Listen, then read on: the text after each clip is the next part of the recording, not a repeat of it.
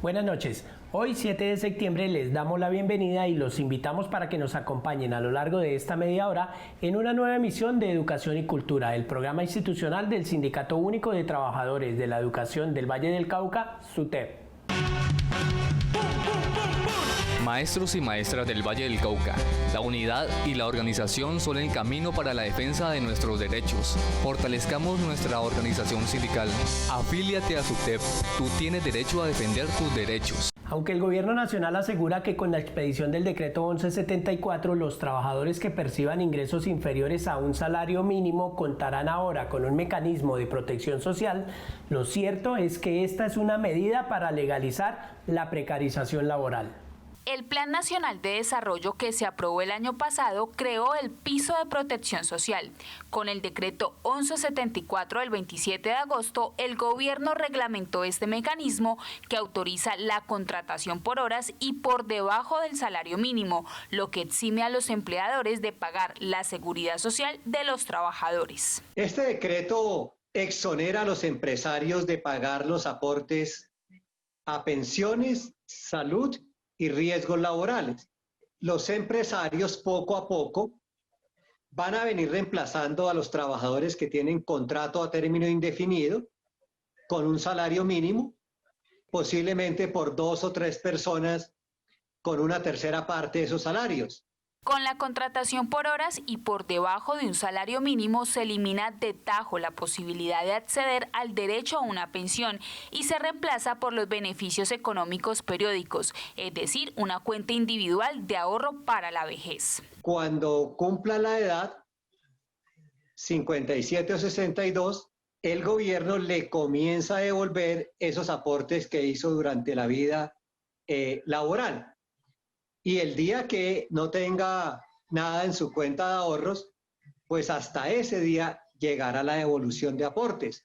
Ya no habrá pensión para esos trabajadores por aportes, ni sustitución pensional, ni pensión de invalidez. Aunque el decreto establece que cuando se contrate por debajo de un salario mínimo, el empleador deberá aportar el 15% del ingreso mensual del trabajador a los BEDS, este porcentaje es mínimo frente a los ahorros que le implica este tipo de contratación. La prima de diciembre, la prima de junio, las vacaciones y por supuesto que se ahorrarían cerca del 10% de los pagos de la seguridad social. Es decir, van a seguir creciendo los ingresos, las ganancias de los empresarios, mientras los trabajadores se continuarán empobreciendo.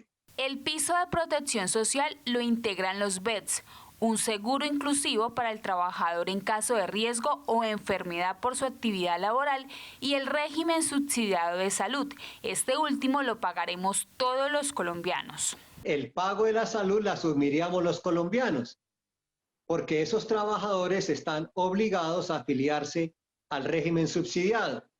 Entonces pagan los colombianos y se ahorran los empresarios estos costos. Aunque el gobierno argumenta que con este mecanismo se garantiza la seguridad social a las personas que por su trabajo parcial no alcanzan a ganar un salario mínimo, queda claro que vía decreto el gobierno impone una reforma laboral y pensional en contra de la clase trabajadora del país. El gobierno ha utilizado el confinamiento y los decretos de emergencia para menoscabar los derechos de los trabajadores. Lo que debería hacer el gobierno es obligar a los empresarios que no pagan el salario mínimo a que paguen el salario mínimo. La Central Unitaria de Trabajadores adelanta una demanda ante la Corte Constitucional contra el artículo 193 del Plan Nacional de Desarrollo que creó el piso de protección social y el decreto 1174 que lo reglamenta.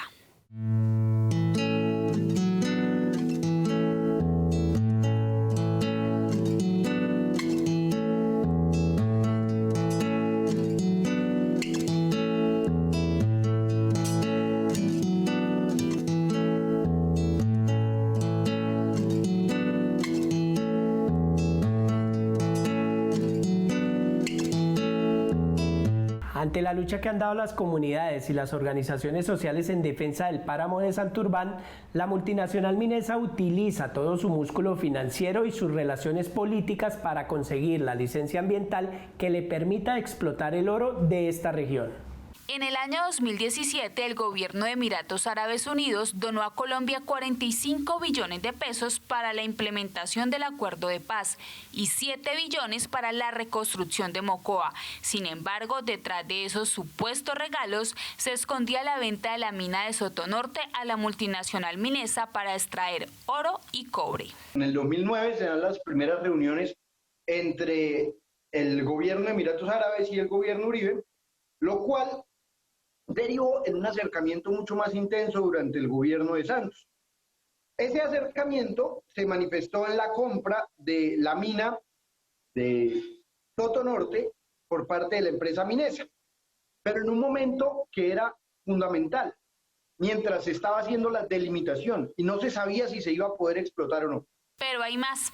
En noviembre de 2017, los gobiernos de Emiratos Árabes Unidos y Colombia firmaron un convenio para evitar la doble tributación, lo que exime a la multinacional Minesa del pago de impuestos a la renta por la extracción de oro, cobre y platino, un convenio que este año fue aprobado en primer debate en el Senado de la República. Eso sería cierto si las inversiones de Colombia en Emiratos Árabes fueran compatibles con las de Emiratos Árabes en Colombia. Pero mientras nosotros le estamos extendiendo beneficios tributarios a los 5 fondos de inversión más poderosos del mundo, a Mubadala, a Abu Dhabi Investment Fund, a nosotros nos dan una exención de impuestos en las actividades que ejecute la Federación Colombiana de Cafeteros. De aprobarse la megaminería en el páramo de Santurbán, Minesa también tendría beneficios tributarios en utilidades, dividendos y regalías. Y a pesar que la multinacional argumenta que este proyecto generará una inversión de 1.200 millones de dólares en Colombia, sus ganancias ascenderían a 13.000 millones de dólares por extraer 9 millones de onzas de oro. La extracción que se hace en Sotonorte es una extracción polimetálica, o sea, sacan, digamos, el extracto de tierra y no solamente sale oro ahí, también hay otros metales valiosos, por ejemplo, platino. A título individual, para ellos es un buen negocio. Lo que ignoran es que para el país, para las comunidades que viven los efectos, para las personas que dependen del agua del páramo, es un negocio que acaba con la vida y que acaba con el futuro de una región. Con lo que no contaba la multinacional Minesa del grupo Mubadala de los Emiratos Árabes Unidos es que la comunidad pondría resistencia a este proyecto por los daños ambientales para la región. Por eso Minesa empezó a adelantar convenios con diferentes sectores académicos, entidades públicas, medios de comunicación y políticos para conseguir la aprobación de la licencia ambiental. Y la relación entre la empresa y distintos actores de la sociedad es nefasta. La plata de esta empresa ha llegado a todas las instancias de la sociedad santanderiana y en muchas ocasiones es la misma sociedad quien se ha despertado y ha rechazado esto. ¿Hasta dónde nosotros como Estado colombiano vamos a permitir que empresas que están en trámites de licenciamiento megamillonarios utilicen ese mismo músculo económico de la misma ecuación que esperan sacar para doblar el brazo a todo el mundo en la sociedad? El presidente Iván Duque designó a Alberto Carrasquilla como ministro ad hoc para emitir un concepto ante el Consejo Consultivo de la Autoridad Nacional de Licencias Ambientales dentro del proceso de licenciamiento del proyecto de explotación de oro que promueve Minesa. Paradójicamente, el ministro Carrasquilla presentó ante el Congreso de la República un proyecto para otorgar beneficios tributarios a la multinacional Minesa, lo que configura un claro conflicto de intereses. En el caso del proyecto de Minesa, nosotros estamos hablando de 13.800 millones de dólares, porque son 9 millones de onzas de oro. Nosotros decíamos que estaban vendiendo el páramo, pero estábamos equivocados, no lo están vendiendo, lo están regalando. Despertemos, despertemos humanidad, ya no hay tiempo, nuestras conciencias serán sacudidas por el hecho de estar solo contemplando la autodestrucción basada en la depredación capitalista, racista y patriarcal. La madre tierra militarizada, cercada, envenenada, donde se violan sistemáticamente derechos elementales, nos exige actuar. Construyamos entonces sociedades capaces de coexistir de manera justa, digna y por la vida.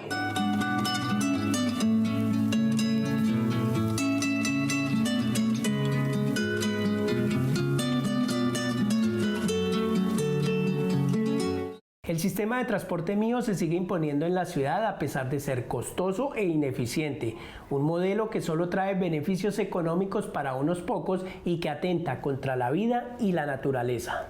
La troncal oriental del Mío es una obra en la que se intervendrá la calle 70 entre las terminales Menga y Calipso y la autopista Simón Bolívar entre Calipso y la terminal Simón Bolívar. Una obra que según Metro Cali mejorará la movilidad de pasajeros en este sector a través de su red de carriles exclusivos y 23 estaciones de parada. Sin embargo, a los habitantes de este sector les preocupa el impacto ambiental que tendrá esta obra, pues en este corredor hay más de 9.170 árboles. Desde el puente de los 1000 días hasta la estación del Mío de Ciudad 2000 hay alrededor de 1000 especies de árboles, de 45 tipificaciones diferentes. Ya en aproximadamente los últimos 2 meses se han venido cortando algunos de estos árboles. En cada tramo van a talar distintas especies y digamos distintas cantidades. Pero dentro de la intervención ellos han tenido 3 categorías: conservación, traslado y erradicación. Aunque Metrocali asegura que conservará el 91.3% de los árboles y 129 serán trasladados a zonas verdes cercanas, para la comunidad no es claro cómo se va a realizar este proceso sin afectar a la naturaleza. Los que van a trasladar son árboles, digamos, pequeños, pero está la pregunta: ¿cuál especie trasladan, dónde la colocan y cuál va a ser la reposición? Porque la constante que hemos visto en las estaciones del Mío, en toda su infraestructura, es que ellos casi que el 80% de su reposición arbórea es por palma. La tala de árboles en la autopista Simón Bolívar no solo afecta al ecosistema, sino que además aumenta la contaminación y el déficit de espacios recreativos y zonas verdes que tienen los barrios de este sector. No solo convergemos las personas que andamos en bici, también van personas de la tercera edad que caminan por ahí, van los niños a jugar a la ciclorruta, a montar en sus patinetas, van las personas a sacar a sus mascotas, a hacer sus necesidades. Entonces es un espacio donde convergemos toda la comunidad. En este caso los buses y camiones pasan constantemente, pero el Mío va a parar en ciertos puntos. Y está comprobado, hasta el mismo Metro Cali lo reconoce, que cuando más se contamina es cuando arranca el bus. Entonces se van a poner estaciones donde hay lugares ecológicos. Cortar un árbol o trasladarlo, erradicarlo, implica también no solamente desaparecer físicamente del punto del árbol, sino también un ecosistema que está alrededor de él. Según Metro Cali, alrededor de 60.000 usuarios se movilizarán diariamente por la troncal oriental del Mío, una obra que aseguran tiene un enfoque paisajístico y amigable con el medio ambiente. Sin embargo, con la tala de los árboles se sigue imponiendo un servicio de transporte privado e ineficiente que solo trae beneficios económicos a unos pocos. El Mío es una entidad privada, aparte de ser privada, es una entidad ineficiente para brindar un servicio de buena calidad. Es un transporte ineficiente, un transporte donde tú te esperas en una estación o en un paradero más de 40 minutos, hasta más de 1 hora. Según la Organización Mundial de la Salud, debe existir un árbol por cada 3 habitantes y Cali solo cuenta con un árbol por cada 7, es decir que la ciudad debería tener cerca de 800.000 árboles y actualmente solo tiene 294.000. El supuesto progreso que se impone en la ciudad sigue atentando contra la vida y la naturaleza. Nosotros estamos en contra del arboricidio, primero porque defendemos totalmente la vida, defendemos nuestros recursos naturales, defendemos nuestros árboles. Que el progreso no tiene que afectar el medio ambiente.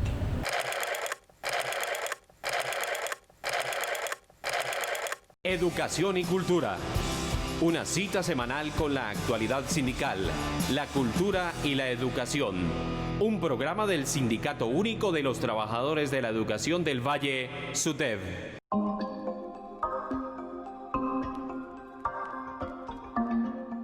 Somos sindicalistas. Exigimos salarios justos y condiciones laborales dignas. Prestaciones sociales, contratos laborales. condiciones adecuadas de seguridad y salud e igualdad de derechos laborales entre hombres y mujeres. Nos oponemos a la precarización laboral.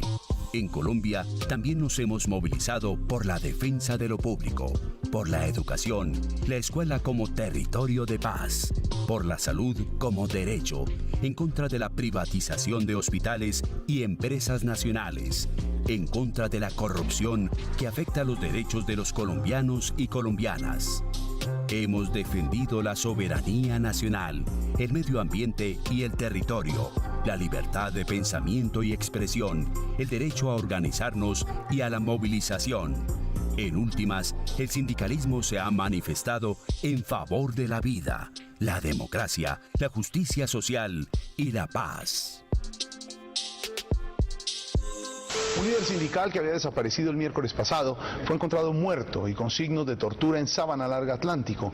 Rociaron con un combustible que se presume es gasolina las puertas de la sede del Sindicato de Trabajadores de Cali. Y un atentado contra el vicepresidente del Sindicato de Trabajadores de la multinacional Drummond se registró en las últimas horas en Ocaña, norte de Santander. La situación de los sindicalistas en Colombia no mejora, ya que, según denuncias, grupos armados paramilitares continúan amenazando a miembros de las centrales obreras del país. Un sindicalista que sobrevivió al secuestro a manos de los paramilitares de Casanare denunció en Londres a la British Petroleum. Con arma de fuego fue atacado el expresidente del sindicato de educadores FECODE. Es importantísimo que se conozca la tragedia del movimiento sindical. Desde hace muchísimos años el movimiento sindical ha venido insistiendo en que es una víctima. El conflicto armado ha permitido que se degenere, que se degrade esta violencia. Muchos dirigentes sindicales fueron asesinados por el simple hecho de defender los derechos de los trabajadores, de defender la tierra, de defender el agua, de defender los recursos naturales y por defender sus reivindicaciones económicas. E inclusive muchos sindicatos desaparecieron y muchas convenciones colectivas que tenían también desaparecieron. Muchos trabajadores, dirigentes sindicales tuvieron que irse del país. Nuestra labor docente está expandida en todo el territorio. Nosotros estamos presentes en la última vereda y entonces en medio de ese conflicto el maestro actúa, el maestro se involucra con estas comunidades y obviamente así como defiende sus derechos como un trabajador, también defiende los derechos de esas comunidades y esto ha hecho que a él se le persiga, se le victimice, se le asesine, se le desplace. La impunidad es muy grave. La impunidad está llegando al 95% de los casos de las organizaciones sindicales. Y este ha sido un factor muy negativo para el movimiento sindical colombiano. Yo creo en la vida, creo en los demás, creo que este cuento hay que lucharlo por la gente, creo en un país en paz, creo en la democracia, creo que lo que pasa es que estamos en malas manos, creo que esto tiene salvación. Y ese es un norte demasiado largo.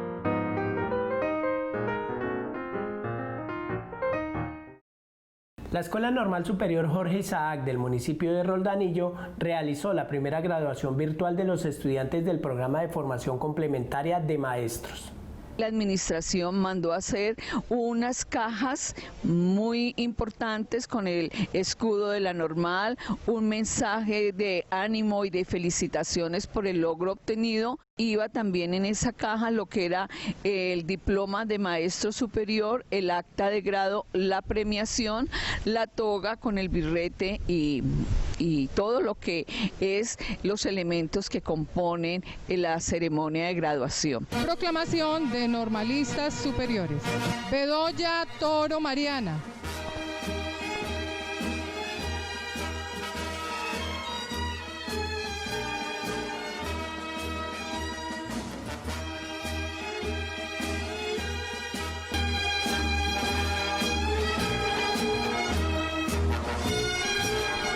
Nos propusieron a la administración poder hacer ese encuentro virtual, pero de tal manera que nuestros estudiantes se sintieran que la escuela no estaba alejada de ellos, sino que todo lo contrario, extendíamos la red, el internet, la conectividad.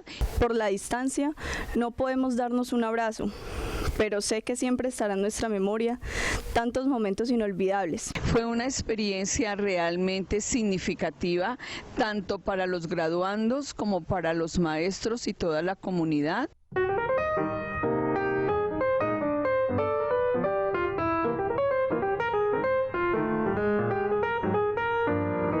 En Educación y Cultura recordamos que sin excepción los maestros y maestras del departamento del Valle del Cauca deben presentar la declaración de bienes y rentas ante el SIGEP. El plazo es hasta el 30 de septiembre. Muchos docentes confunden la declaración de renta que se presenta ante la DIAN con la declaración de bienes y rentas que se presenta ante el Sistema de Información y Gestión del Empleo Público, SIGEP. La declaración de renta es utilizada por el Estado para calcular si el contribuyente deberá pagar impuestos y a cuánto ascenderían sus obligaciones. Entonces, ¿para qué se exige la declaración de bienes y rentas? El SIGEP solamente me va a pedir información que bien aclaro es confidencial de los ingresos laborales y de los bienes que he obtenido a lo largo de mi actividad laboral, como un mecanismo o como una herramienta de control a la transparencia administrativa. De acuerdo a la Ley 2013 de 2019, todos los servidores públicos están obligados a presentar la declaración de bienes y rentas ante el Departamento Administrativo de la Función Pública a través del SIGEP, requisito para posesionarse, ejercer o retirarse del cargo. Todos los maestros, directivos docentes, administrativos, cualquiera sea su forma de vinculación, cualquiera sea el estatuto por el que se rige, está obligado a llenar los formatos ante el aplicativo de SIGEP. Es importante aclarar que los docentes provisionales también están obligados a presentar esta declaración, al igual que los pensionados activos. El docente que es pensionado retirado no tiene por qué presentarla, pero aquellos que son pensionados y a la vez están activos y reciben pensión y sueldo, sí están obligados a presentarla. Y aclaro, declaran como ingreso el salario y declaran como ingreso no laboral la pensión. Todos los ingresos que haya recibido desde el 1 de enero hasta el 31 de diciembre de 2019 y los bienes patrimoniales que estén a su nombre deben quedar registrados en el formulario del SIGEP. Si entró a tu cuenta de ahorro, la respuesta es sí. Todo dinero que llegue a título suyo en una corporación bancaria, que se pague a cuenta a nombre de usted. ¿Qué pasa si un docente no presenta la declaración de bienes y rentas? Si un docente no presenta su declaración de bienes y renta, muy seguramente se expone a que se le abra su proceso disciplinario, según dice la ley 734, que debemos cumplir con las normas y los requerimientos del Estado social de derecho. En el caso de los rectores, deben adjuntar copia de la declaración de renta y diligenciar el campo donde solicitan la información de sus parientes hasta el 4º grado de consanguinidad, 2º grado de afinidad y 1º civil. Para el caso de los maestros de base, les van a pedir solo su núcleo familiar constituido por su cónyuge y los familiares en 1er grado de consanguinidad. Para aquellos que manejan recursos del Estado, son los que tienen que declarar conflictos de interés. Para este trámite no es necesario que los docentes le paguen a un contador público. El Departamento de la Función Pública habilitó la línea 034-739-5656, opción 2, para resolver inquietudes y novedades en el proceso de cargue de la información. Educación y cultura.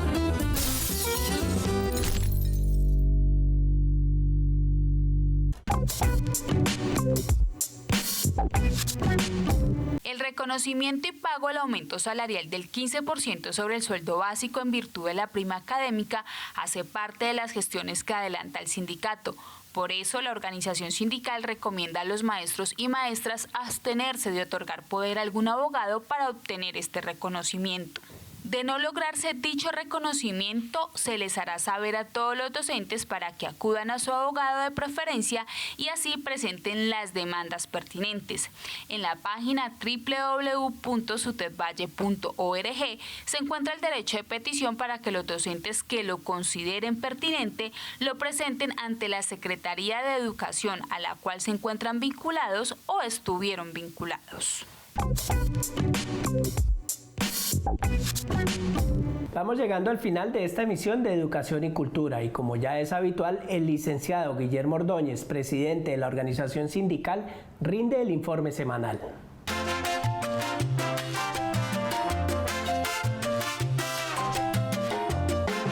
Buenas tardes, compañeros y compañeras. Rechazamos de manera vehemente el decreto 1174 que precariza aún más las condiciones laborales. El gobierno nacional no puede pretender que porque hay una emergencia sanitaria y una emergencia económica se convierta en legislador. Él no tiene las facultades, así estemos en emergencia, para legislar sobre temas laborales sin pasar por el Congreso de la República. Esperamos que la Corte Constitucional, de manera certera, tumbe este decreto por inconstitucional, como también tumbó lo de la contribución solidaria porque el Estado no tiene funciones de crear nuevos impuestos. Rechazamos de manera vehemente la precarización de estas condiciones laborales que incluso habla de sueldos por horas. En Colombia no podemos hablar de sueldos por hora. En Colombia los salarios son de miseria. Por lo tanto, no aceptamos ni que se hable de contratación medio tiempo, ni mucho menos por horas. Y vamos a salir a las calles a manifestarnos en contra de esto. El aislamiento selectivo de que habla el gobierno es una pantomima más de un Estado que ha sido incapaz de manejar esta pandemia. Su aislamiento selectivo lo que va a provocar es que vuelvan otros picos de contagio y la población más vulnerable, que es la población trabajadora, sea la afectada. Ya obramos con los respectivos secretarías certificadas, enviándoles un comunicado de parte de SUTEP para que elaboren las nóminas, las manden al ministerio para certificarlas. La prima académica es un derecho que se ha adquirido mediante una sentencia del Tribunal Contencioso del Valle. Por lo tanto, los entes certificados y sus secretarios no pueden decir que la desconocen porque ellos no son jueces ni su secretaría son tribunales. Muchas gracias.